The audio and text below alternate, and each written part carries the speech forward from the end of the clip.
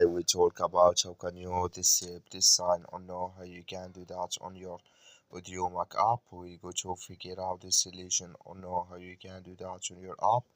So all you have to do, so you just go above here your photo profile, click on it.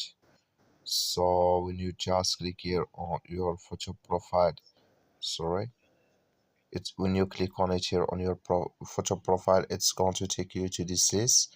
Then all you have to do, so you just click here on notifications, just click on it here, then come to next step here, just scroll down, come here to weekly artist reports, just click in this sign of this color, like you see color it's gone, that's mean weekly artist reports notifications disable with us now.